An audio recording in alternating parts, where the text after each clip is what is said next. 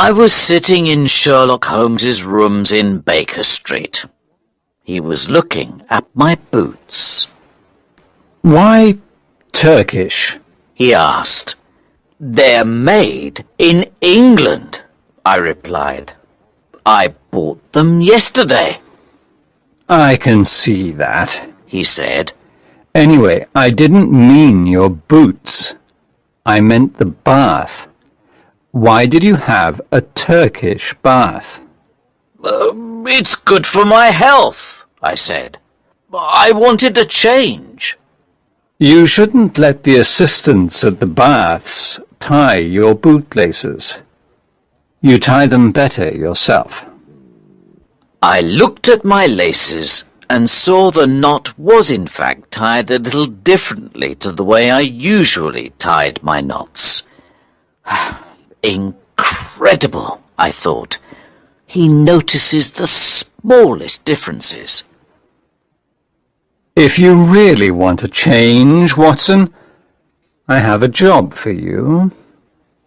You can go to Switzerland, all expenses paid. I have a case I must investigate there, but I don't want to go too far away.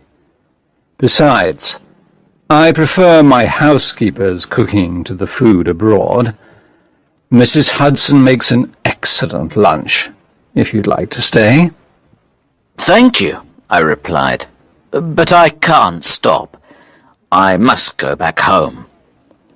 Holmes ordered lunch anyway. "I think Scotland Yard would prefer to see me in London," he continued. "There's one criminal in particular who will happily take advantage of my absence, but that is not something I can discuss at this moment." "I'd like to hear more," I said. "Lady Frances Carfax," he began, "the daughter of the late Earl of Ruffton, is around 40 years old. She is very beautiful for her age. She has the advantage of wealth and the disadvantage of having none of her own. Her brother owns the family home, whereas she has no fixed address and no husband. She has some valuable Spanish jewelry, which she carries with her everywhere. I'm afraid that she may be in danger."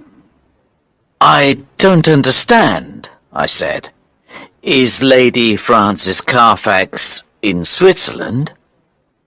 "An interesting question," he replied. "Is she there or somewhere else? Is she alive or is she dead? Her family last heard from her more than 5 weeks ago.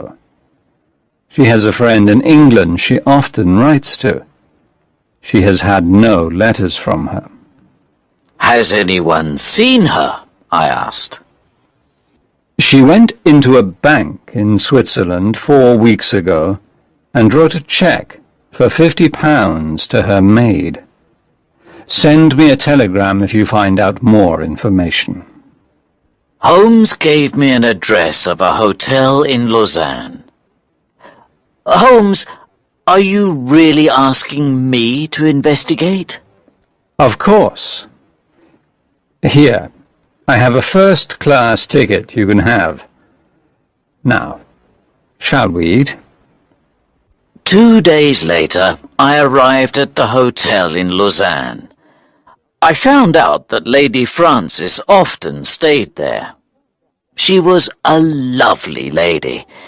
She was interested in books, and she often went for walks on her own. She told the owner she was going to stay for the summer, but 5 weeks later she paid in advance and left early.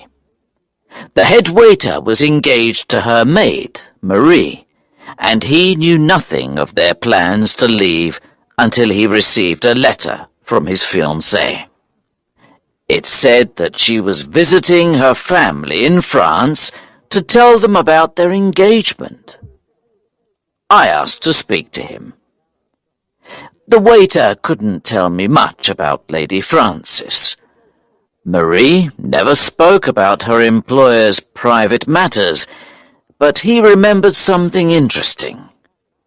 In the last few days before she left, the lady seemed sad and worried. A dark-haired man with a beard was seen holding her by the arm near the lake. Marie thought the man was following her because she saw him again near the hotel. Soon after this, Lady Frances left. He gave me Marie's address in France and suggested I spoke to the travel agency in town. The travel agency had copies of train tickets that were sold to 2 English ladies on the day they left. The final destination was Baden. The lady who paid did not leave her name, and she did not leave an address for her luggage, which she preferred to keep with her. In Baden, I found an English-speaking guest house. The hotel manager recognized Lady Frances from my description. Her maid only stayed 1 night. The lady was friendly with 2 guests, Dr. Schlesinger and his wife. Dr. Schlesinger came to Baden to rest after becoming unwell during his time in South America. He was a very religious man and often spoke of his work with the missionaries there. Lady Carfax, in particular, seemed very interested in their missionary work and wanted to help.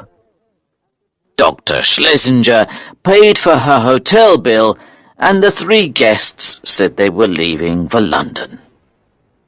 "You aren't the only person looking for the lady," the manager added. "A man asked me about her. He was a big, bearded man. I think he was English, but I didn't recognize his accent. I'd say he has lived abroad for some time." I was sure the man had something to do with Lady Frances's disappearance. I sent a telegram to Holmes to tell him how quickly I was resolving the matter and that I was leaving for France to speak with Lady Frances's maid. I received a telegram in return asking for a description of Dr. Schlesinger's left ear. I didn't like Holmes's strange idea of a joke.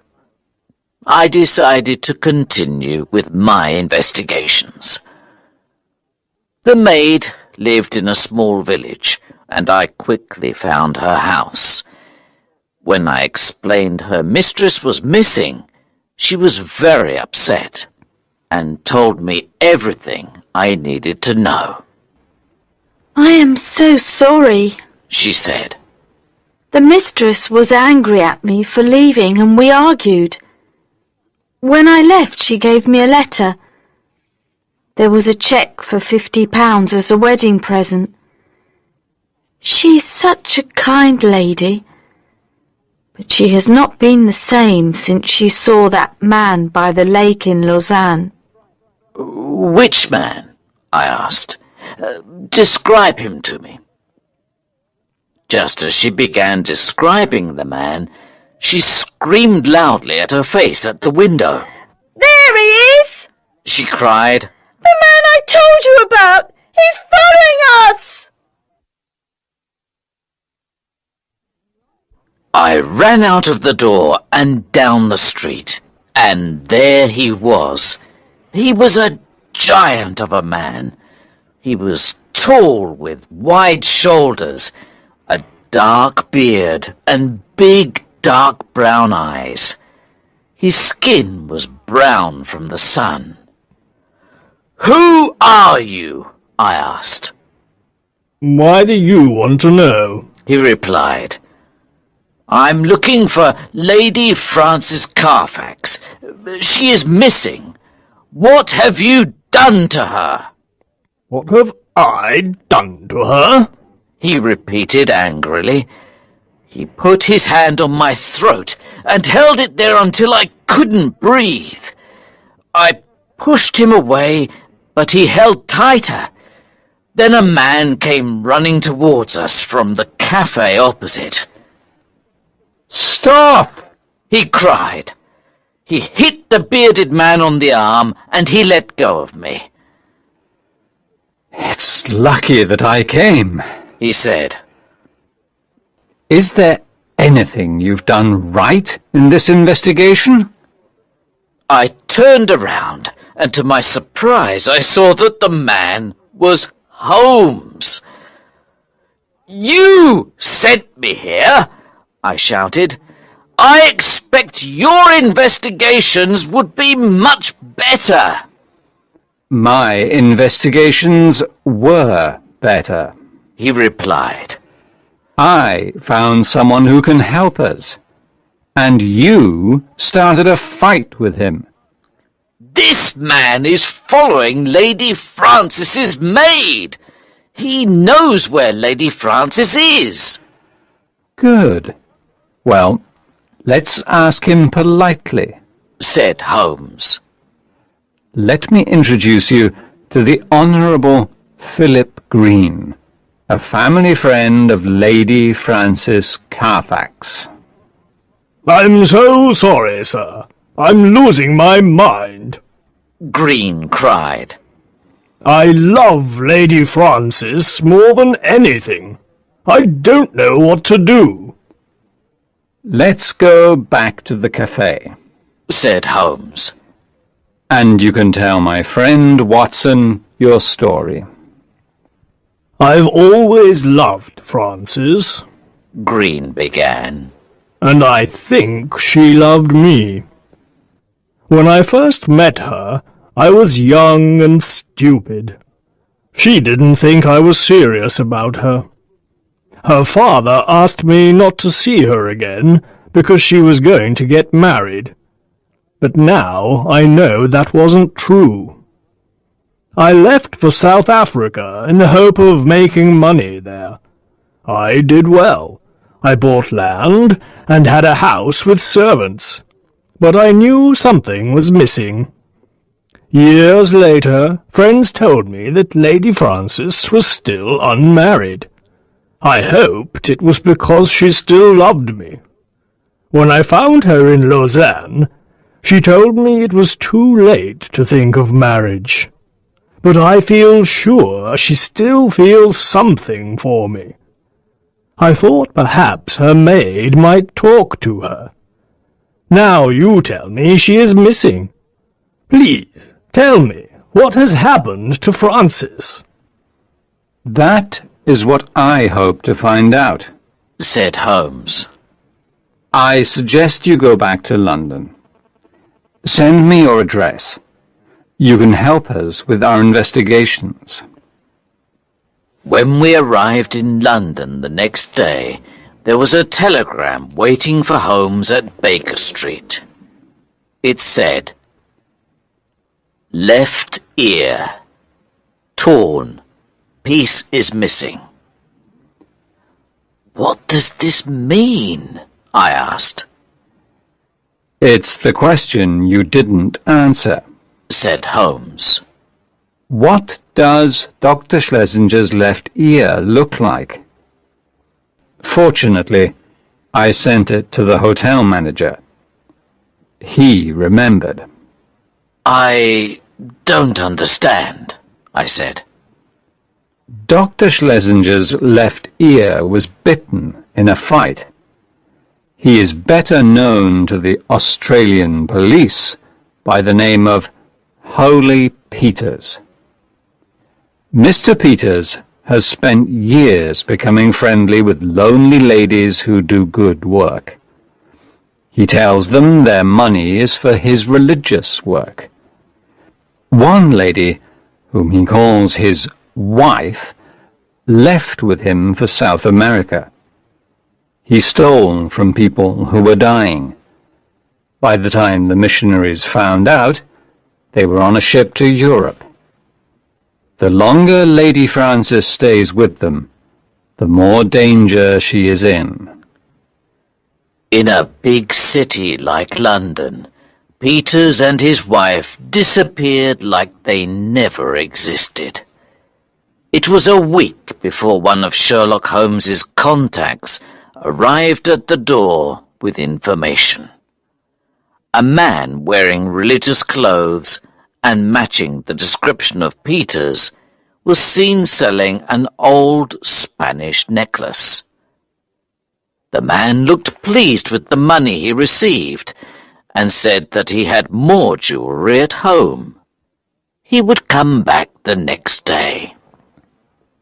On hearing this news, Sherlock Holmes asked the Honourable Philip Green to come to Baker Street. I must help, Green said. I can't sit and do nothing. Did you see a couple with Lady Frances in Baden? Yes. He replied. And did they see you? No, I just followed. I didn't want to be seen. Then you must do exactly as I say. Tomorrow they will try and sell more jewellery. I want you to follow them. Come back here and tell me everything you see. Do not speak to anyone. The next day, Green returned with the news. We've got him. He cried excitedly. His wife sold another necklace an hour ago. I followed her down the street. She went to an undertaker. The door was left open, and I listened to their conversation. The wife wanted something, but it wasn't ready yet. The size is unusual.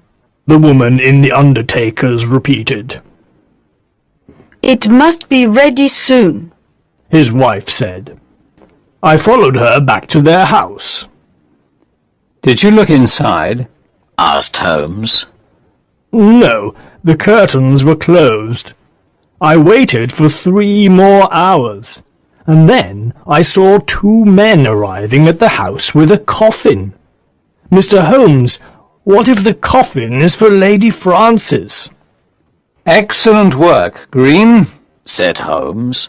Leave the rest to us. Watson, let's go. There is not a moment to lose. On the way to the house, Holmes talked excitedly about the case. We have 2 possible options here, Watson. Either she is alive, or she is dead. Let's imagine they have sold all her jewellery. If she was still alive, she would go to the police, so they'd have to kill her. If they want to bury her in a coffin, they'll need a death certificate. Did the doctor think it was a natural death? I'm guessing it was some type of poison. Or the doctor wasn't a real doctor. Stop the cab here, please, He shouted to the driver. I knocked loudly on the door of the house. A pale, thin lady answered. I want to speak with Dr. Schlesinger. Holmes said. He doesn't live here. The lady said. Holmes put his foot in the door and held it open. A bald, red-faced man appeared. I knew straight away that he was the man we were looking for, because I recognized his torn ear. My name is Mr. Peters, He said politely. There is no one called Dr. Schlesinger in this house. I think there must be a mistake, gentlemen. I don't have time for this. Cried Holmes. If you're not the man I'm looking for, then I'm not Sherlock Holmes. Where is Lady Frances Carfax? Mr. Holmes, you say? I met a lady by the name of Lady Frances in Switzerland. She said she had no money.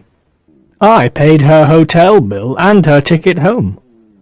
She gave me some jewellery in return. Unfortunately, it was worth nothing. I hope you find her," he added in the same soft voice. "You can be certain that I will find her, Said Holmes. in this house." "I'm sorry. Said Peters. You can't come in. You don't have a warrant." Holmes showed him his gun. "This is my warrant." He said. "Call the police!" Mr. Peters shouted to his wife. "Where is the coffin that came into the house today?" Asked Holmes. "Surely you must have some respect for the dead." Peters cried. Holmes and I searched the house. The coffin was in the dining room. Peters followed behind us. "Open the coffin." Shouted Holmes. "Never! I won't open a closed coffin." He replied. "Then I will." Said Holmes. He took out a knife. "Watson, help me lift the lid, please." We pushed up the lid, and there, at the bottom of a very big coffin, was a poor old lady of 90 years old. Even I could see that she was not Lady Frances.